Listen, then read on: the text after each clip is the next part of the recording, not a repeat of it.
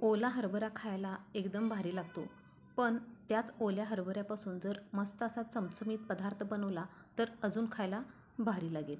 तर चला तर मग पटकन हा पदार्थ कसा करायचा ते बघूया. पण त्याआधी चॅनलवर जर नवीन असाल तर चॅनलला नक्की सबस्क्राईब करा आणि शेजारचे बेल आयकॉन प्रेस करून ऑल हा ऑप्शन सिलेक्ट करा. चला तर मग पटकन रेसिपीला सुरुवात करूया. सुरुवातीला अशा पद्धतीने इथे ओला हरभरा मी सगळा सोलून घेतलेला आहे.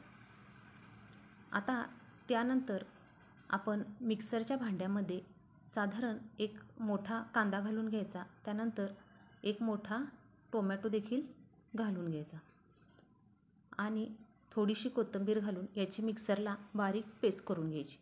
आता त्यानंतर ही बारीक केलेली पेस्ट आपण एका वाटीमध्ये काढून घ्यायची आणि पुन्हा त्याच मिक्सरच्या भांड्यामध्ये आपण साधारण एक मूठभर ओला हरभरा घालून आणि थोडंसं यामध्ये किंचितसं थोडंसं पाणी घालून याची देखील आपल्याला पेस्ट बनवून घ्यायची. अशा पद्धतीने ही पेस्ट करून घ्यायची.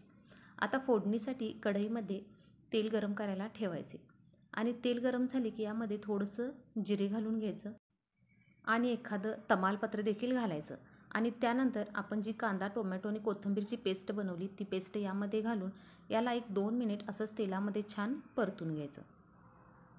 साधारण 1-2 मिनिट होत आली की यामध्ये साधारण 1 चमचा आलं लसणाची पेस्ट घालून घ्यायची आणि पुन्हा याला थोडंसं मिक्स करून घ्यायचं.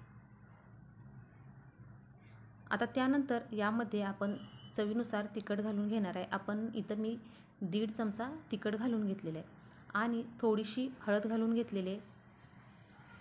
त्यानंतर अर्धा चमचा जिरे पावडर आणि अर्धा चमचा धने पावडर घालून याला पुन्हा थोडंसं असंच तेलामध्ये चांगलं मिक्स करून घ्यायचं. साधारण पुन्हा 2 मिनिट झाली की आपण जी हरभऱ्याची पेस्ट बनवली ती पेस्ट यामध्ये घालून घ्यायची. यामुळे आपण जी भाजी बनवणार आहोत ही अजून टेस्टी लागेल, म्हणून मिक्सरमध्ये थोडंसं हरभरे फिरवून घ्यायचं आणि त्यानंतर राहिलेले आपले हे ओले हरभरे यामध्ये घालून पुन्हा याला चांगलं तेलामध्ये 1-2 मिनिट मिक्स करून घ्यायचं. आता यानंतर साधारण मी यामध्ये 1 ग्लास पाणी घालून घेणार आहे. सुरुवातीला मी मिक्सरच्या भांड्यामध्ये 1 वाटी पाणी घालून घेतलेलं आहे आणि पुन्हा त्यानंतर मी साधारण 1 वाटी पाणी घालून घेतलेलं आहे, म्हणजे जवळजवळ 2 वाट्या किंवा 1 ग्लास पाणी घालून घेतलेलं आहे. आता याला चांगलं मिक्स करायचं आणि उकळी यायला लागली की यामध्ये थोडासा गरम मसाला आणि चवीनुसार मीठ घालून घ्यायचं आणि पुन्हा याला चांगलं मिक्स करायचं आणि त्यानंतर झाकण लावून आपण एक 15 मिनिट हे चांगलं शिजवून घ्यायचं. सुरुवातीला एक 10 मिनिट झाली की याचं झाकण काढून घ्यायचं आणि यामध्ये साधारण 1 चमचाभर आपण यामध्ये तूप घालून घेणार आहे. यामुळे ही भाजी टेस्टला खूप छान लागते. आता तूप घातल्यानंतर पुन्हा याला थोडं मिक्स करायचं आणि पुन्हा याला झाकण लावून पुन्हा 5 मिनिट लो गॅसवर याला शिजवून घ्यायचं.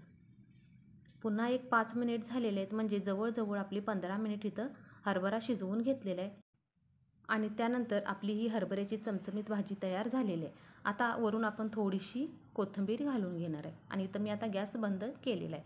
आता ही आपण एखाद्या बाऊलमध्ये काढून घेऊया.